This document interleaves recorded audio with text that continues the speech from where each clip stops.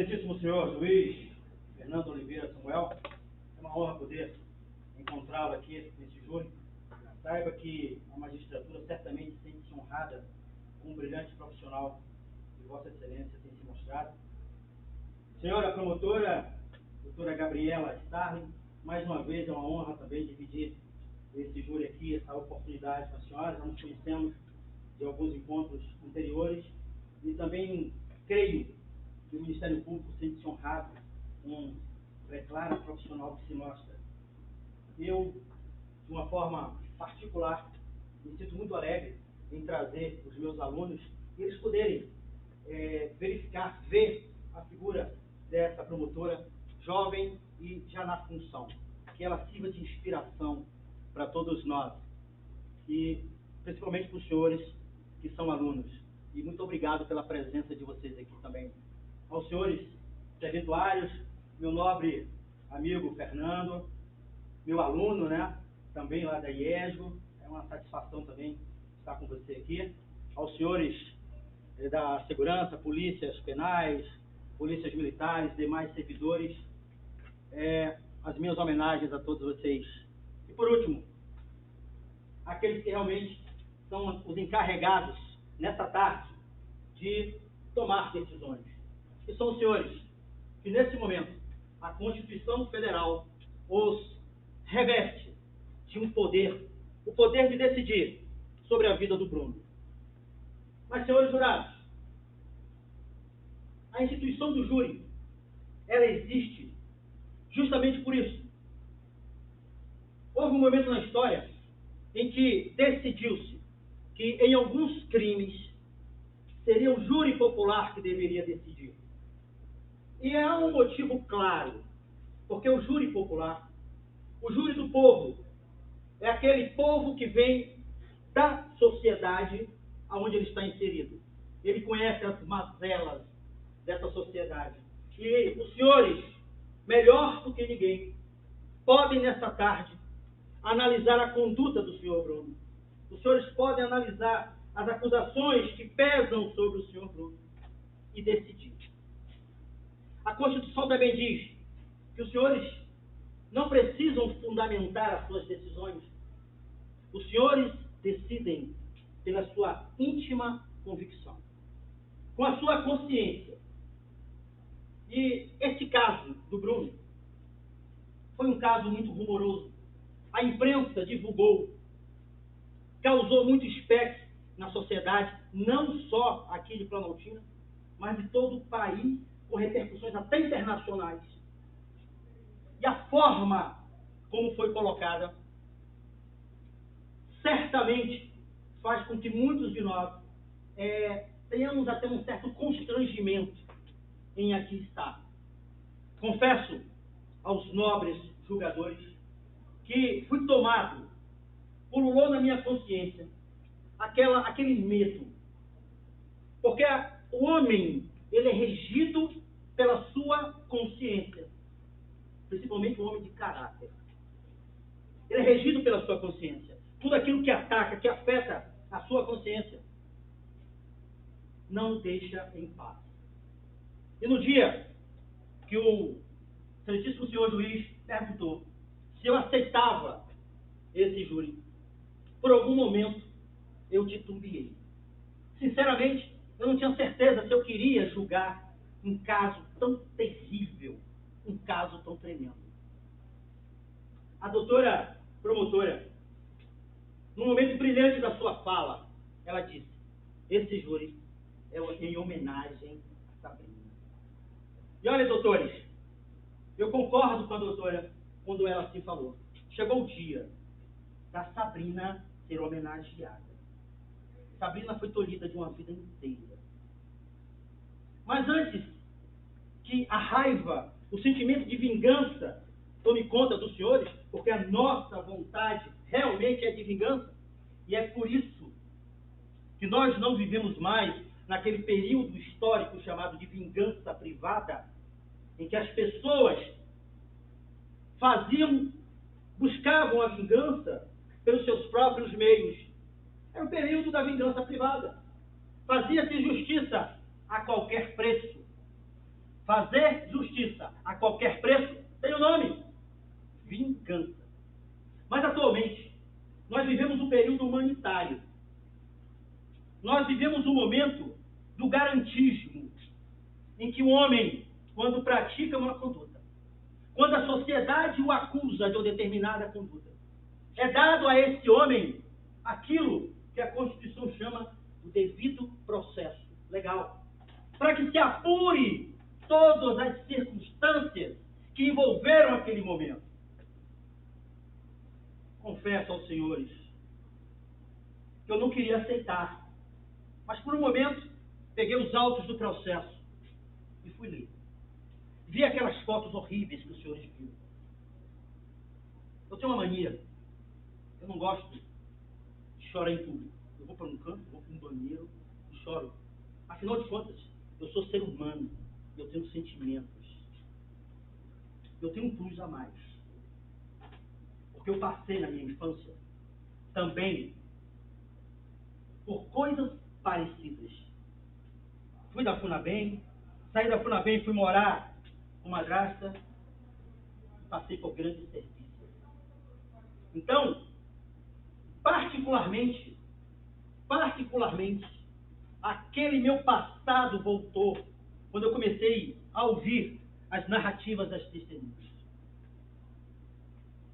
Eu sou um homem treinado para suportar as emoções. Por 35 anos, eu servi a esse país com a farda de um fuzileiro. E a gente costuma dizer que uma vez fuzileiro, sempre fuzileiro. Continuo fuzileiro.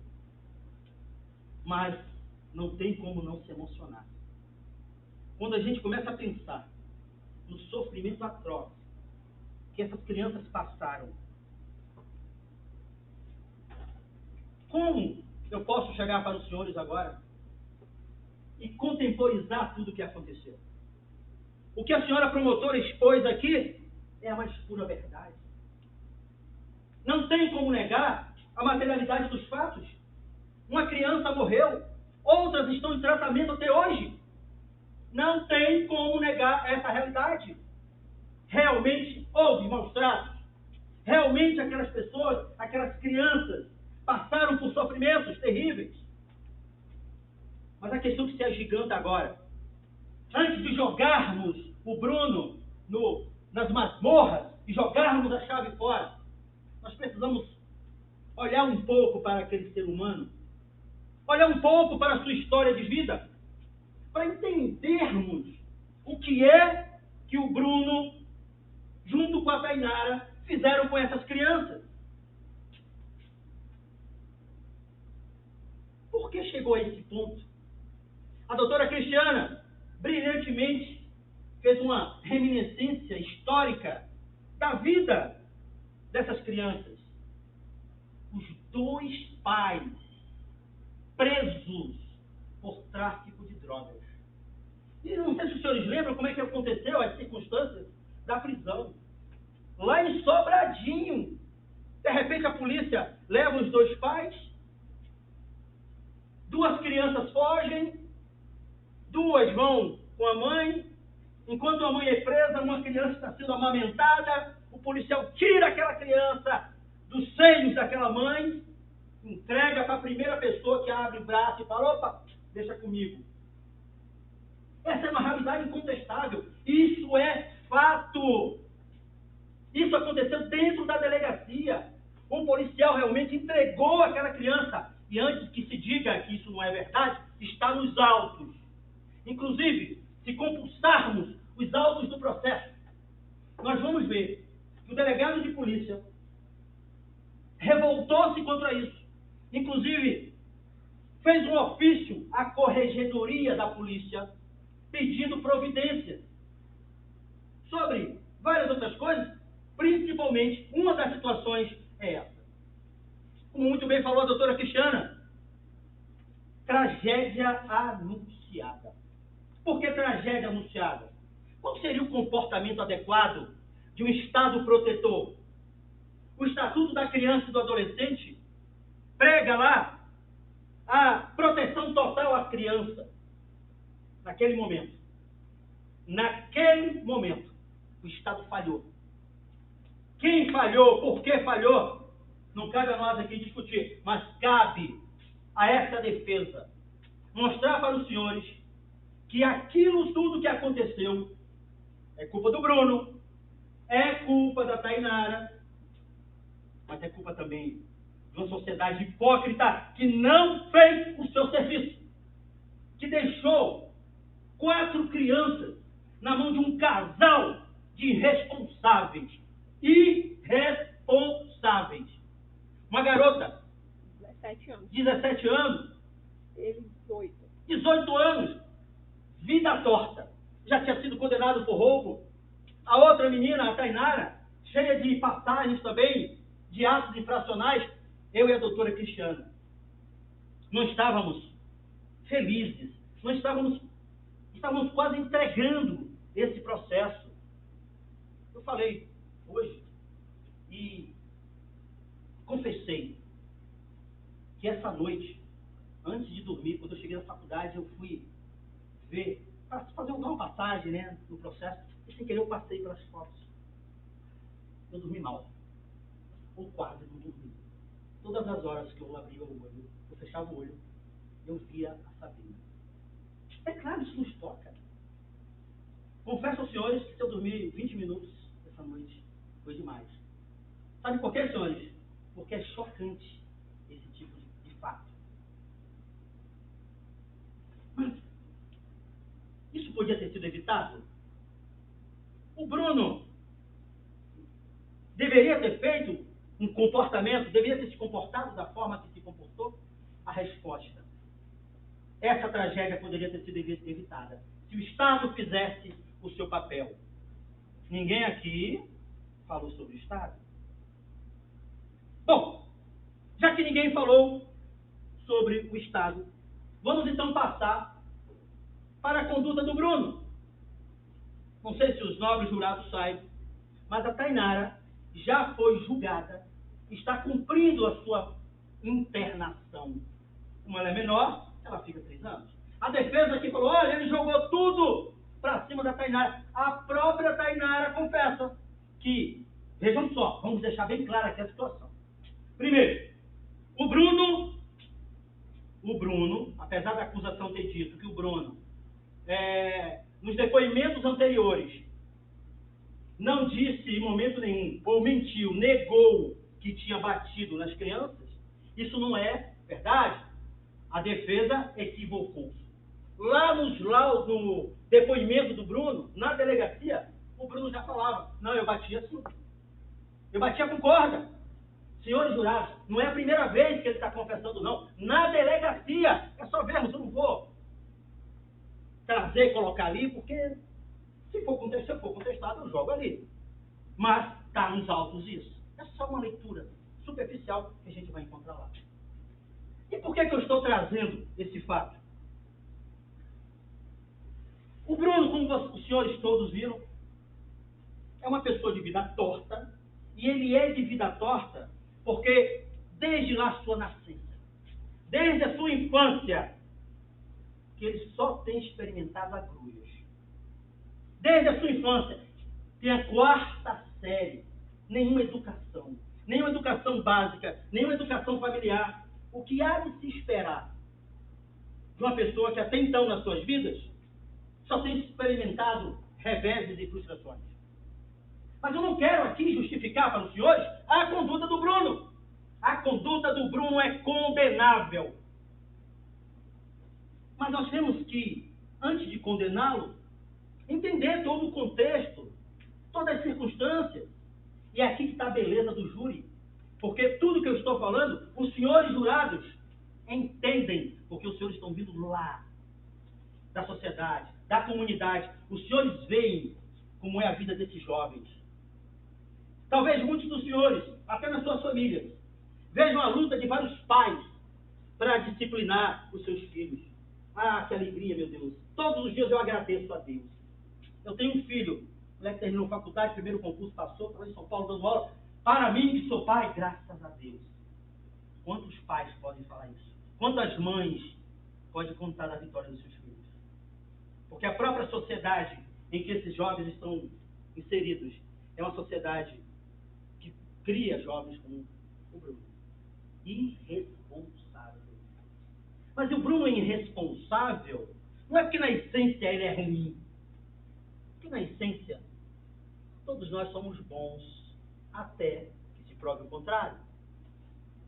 E o que faz com que o homem tenha caráter, ou tenha bondade ou maldade, em regra, uma das explicações é o meio, é a forma como ele foi criado.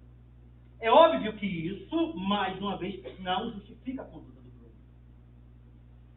Mas, senhores, se o Bruno não tinha condições de cuidar nem dele, se a Tainara não tinha condições nem de cuidar dela, ele cuidaria de 4 crianças. Eu compulsei os autos do processo. Em nenhum momento eu vi conselho tutelar e visitar as crianças. Em nenhum momento aquele delegado de polícia, alguém da delegacia, vamos ver lá como é que estão as crianças que nós entregamos para aqueles tios. Os senhores estão entendendo a situação? A criança foi parar na mão do primeiro que levantou o braço. Como esperar um resultado diferente? E sabe uma outra pergunta que pulula a minha mente? Nesse momento, quantos Brunos não tem por aí? Quantos pais e mães irresponsáveis estão cuidando dos seus filhos? E eu continuo. O próprio Bruno, quando aqui depois, à frente de todos os senhores, eu perguntei ao Bruno, por que você batia nas crianças? E desculpe a expressão tosca. Ah, porque ela cagava e mijava na roupa. Na cabeça do Bruno, isso era motivo suficiente para corrigir. Por que você batia, Bruno? Ah, porque eu deixei a comida, eles comeram e foram pedir comida ao vizinho. Na cabeça do Bruno, isso é motivo suficiente para bater. Na cabeça dele, era corrigir. Tragédia anunciada. Agora, senhores jurados, é crível que toda vez que o Bruno e a Tainara, no alto da sua irresponsabilidade, corrigia aquelas crianças, óbvio, eu estou usando a palavra corrigir para amenizar a palavra terrível, que é espancar. Na cabeça do Bruno, ele queria matar aquela criança? Ou o Bruno foi um irresponsável? A Tainara foi um irresponsável e na cabeça deles, eles podiam fazer aquilo que estava na guarda deles. Eu sei que para os senhores jurados, para os demais presentes que aqui estão, não entra na cabeça. Somos seres humanos normais, temos boa criação, temos trabalho, temos família, nos amamos e somos amados. O Bruno não se ama e nunca foi amado. O próprio pai o abandonou, viveu com um padrasto. Eu solicito, clamo aos senhores que deixem de lado o sentimento de vingança e analisem o caso concreto com as suas consciências. Mas a pergunta ainda não foi respondida. O que é que o Bruno queria quando espancava aquelas crianças? O que é que a Tainara queria quando espancava aquelas crianças? E é aqui o ponto fulcral. É aqui que a acusação e a defesa traz as suas verdades, para que os senhores, diante de tudo que foi dito aqui, possam decidir. O que esse advogado está fazendo agora é trazendo para os senhores alguns princípios no qual os senhores devem se basear para decidir. O Bruno realmente queria matar a Sabrina? A Tainara queria matar a Sabrina? Ou na realidade toda aquela conduta dele era fruto da irresponsabilidade, da desumanidade do ambiente em que ele sempre foi inserido? Olha onde eles estavam. Estavam numa festa em Sobradinho, foram informados que a criança, que os pais foram presos, foram lá na delegacia, que as 2 crianças corridas. E segundo, inclusive, os depoimentos, os pais levavam essas crianças para pedir esmola. Usavam essas crianças para pedir esmola. A doutora Cristiana, ela disse, olha, por incrível que pareça, A doutora também, promotora, falou sobre a questão da Sabrina, que a morte dela acabou por salvar a vida dos três. De alguma forma, se não fosse pelas mãos do Bruno e Tainara, seriam vítimas pela mão dos pais. É uma verdade cruel, mas precisa ser dita para que os senhores tenham parâmetros, para que os senhores não ajam apenas com espírito de vingança. Para a acusação, é fácil. Abre o Código Penal, como se aquele Código Penal fosse o cardápio de um restaurante. Vamos pegar a comida mais cara, com valor mais caro, e vamos pedir. Abriram o Código Penal, encontraram lá 121, parágrafo 2º. Homicídio qualificado, triplamente qualificado, é a maior pena do nosso Código. Essa aqui. Mas a defesa está aqui. A defesa está aqui como a voz do Bruno, que não pode falar. Isso muito me orgulha, a minha profissão de advogado. Porque eu consigo ser a voz daqueles que são emudecidos pela culpa e pela acusação, que sofrem. Não estou aqui dizendo aos senhores jurados que o Bruno é inocente. Como dizia um grande pensador, ele dizia que resultados trágicos não legitima punições injustas. Resultados trágicos não legitimam punições injustas. Temos que analisar a miúde a conduta do Bruno, para que a gente possa decidir se o senhor juiz aplique uma sentença. Eu costumo sempre dizer que o papel dos senhores é semelhante a um médico, em que os senhores se identificam a doença e aplicam o medicamento. Mas lembrem-se, senhores jurados, um medicamento, um remédio, além do necessário, se transforma em veneno. Uma punição injusta é aquela conferida além do necessário. Aí é vingança, não é justiça. Justiça é dar a cada um o que é seu, na medida exata daquilo que ele merece. O Bruno realmente merece ser condenado por homicídio qualificado, triplamente qualificado, e mais 3 torturas, e mais uma corrupção de menores. O Bruno realmente, quando bateu na Sabrina, quando bateu nas outras crianças, queria matar? Ou o Bruno nada mais é do que um resultado do próprio meio que ele estava inserido? E na cabeça do Bruno, aquilo que ele fazia era uma correção. Cruel falar isso, senhores jurados. Eu sei, a defesa já foi lá no processo, olhou, olha, é essa tese. Não é só uma tese. É o estudo dos autos. Eu consigo trazer cristalino o que é que o Bruno achava que estava fazendo. E o que ele estava fazendo tem nome no Código Penal.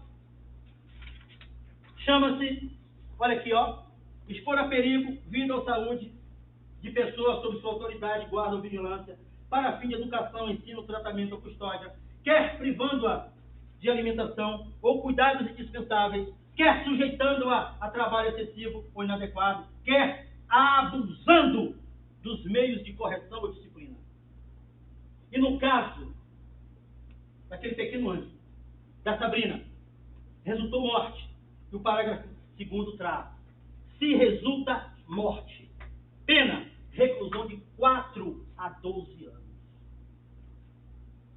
Ao meu sentir, senhores jurados, depois de compulsar os autos desse processo, não me resta dúvidas de que o que aconteceu ali foi realmente maus tratos. Maus tratos de tal forma que levaram aquela criança à morte. Ele precisa ser punido por isso.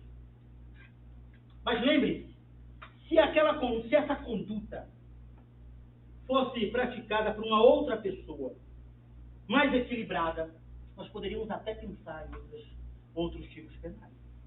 Mas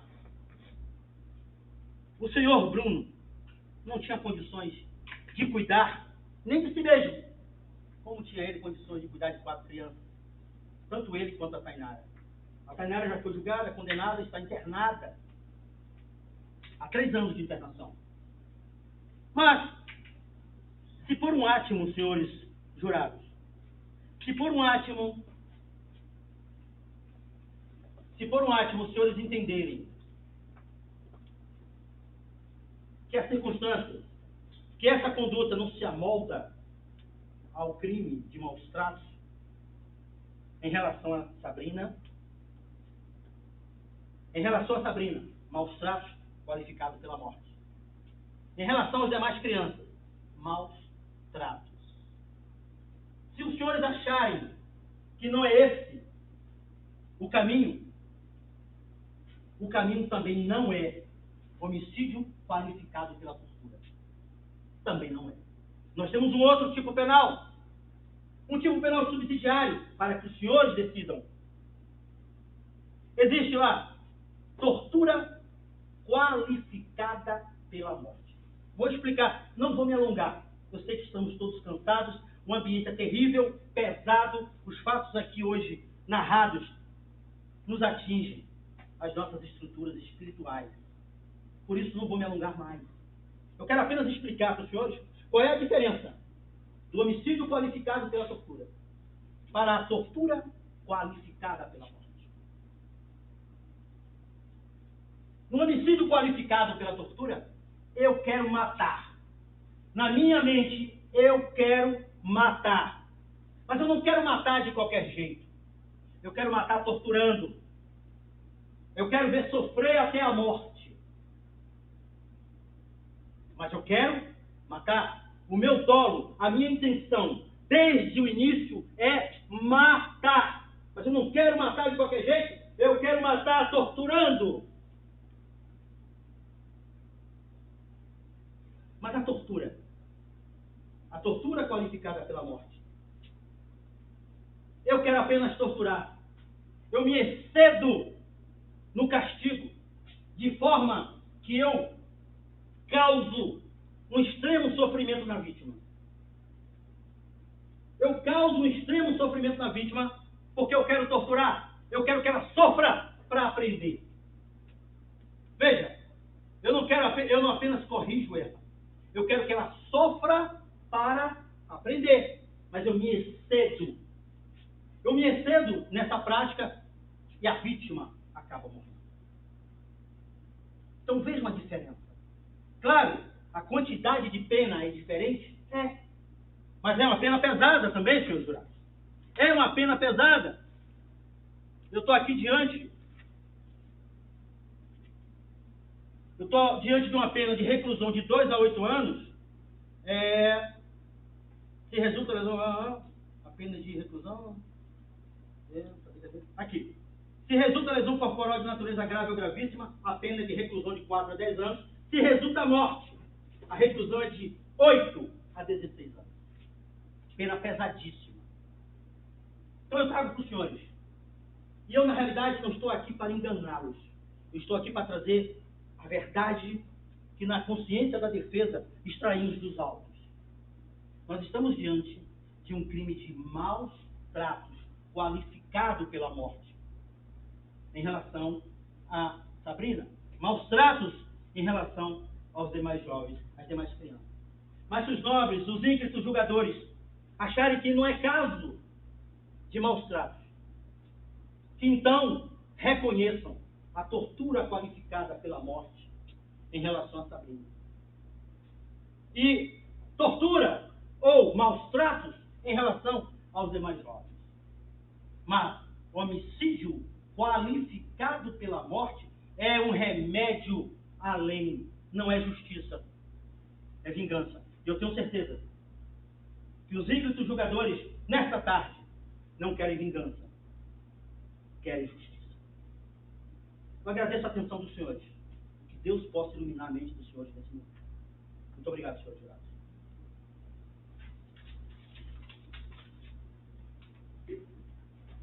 Encerrada a fala da defesa, questiona o promotor de justiça para a réplica.